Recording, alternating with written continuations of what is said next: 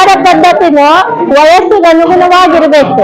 ನಮ್ಮ ದೇಹಕ್ಕೆ ಹೆಂಗೆ ವಯಸ್ಸಾಗ್ತದೋ ಹಂಗೆ ನಮ್ಮ ಜಠರಾಗ್ನಿಗೆ ವಯಸ್ಸಾಗ್ತದೆ. ಈಗ ಊಟ ಮಾಡಕ್ ಹಿಡ್ದಾಗ್ಲಿಂದ ಒಂದು 20 ವರ್ಷದ ತನಕ 4 ಸಲ ಊಟ ಮಾಡಿದ್ರೂ ಚೆನ್ನಾಗಿ ಜೀವನ ಆಗ್ತದೆ. ಯಾಕೆ ಮಿಷಿನ್ ಚೆನ್ನಾಗಿರ್ತದೆ. 20 ರಿಂದ 40 ವರ್ಷದ ತನಕ 3 ಹೊತ್ತು ಊಟ ಮಾಡ್ಬೇಕು. 40 ವರ್ಷ ದಾಟಿದ್ರೆ 2 ಊಟ ಸಾಕು. ನಾನು 2 ಹೊತ್ತು ಅಮ್ಮ ಊಟ ಮಾಡೋದು. ಯಾವಾಗ? ಬೆಳಗ್ಗೆ ಉಂಡ ಒಮ್ಮೆ ರಾತ್ರಿ ಉಂಡ್ಬಿಡ್ತೇನೆ. ಅದು ತಪ್ಪು. ಊಟ ಮಾಡೋ ಪದ್ಧತಿ ಕಲಿಬೇಕು. ಬೆಳಗ್ಗೆ ಊಟ ಮಾಡಿದ್ರೆ, ಮಧ್ಯಾಹ್ನ ಊಟ ಮಾಡಿದ್ರೆ, ರಾತ್ರಿ ಊಟ ಬಿಡ್ಬೇಕು.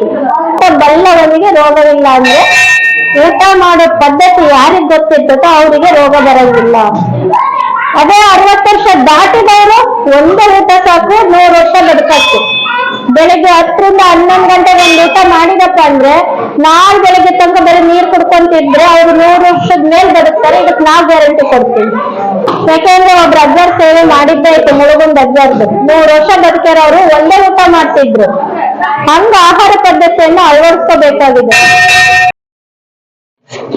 ಇನ್ನು ಹೆಚ್ಚಿನ ಆರೋಗ್ಯದ ಮಾಹಿತಿಗಾಗಿ ಸಂಪರ್ಕಿಸಿ ಶ್ರೀ ಬಸವ ಯೋಗಾಶ್ರಮ, ಬಸವಬೆಟ್ಟ, ಕಪ್ಪತ್ಕೆರೆ, ಕಡ್ಕೋಳ, ಶಿರಾಟಿ ತಾಲೂಕು, ಗದಗ ಜಿಲ್ಲಾ. ಒಮ್ಮೆ ಭೇಟಿ ಕೊಡಿ ಆತ್ಮೀಯ ಬಂಧುಗಳೇ. ಶರಣು ಶರಣಾರ್ಥಿ.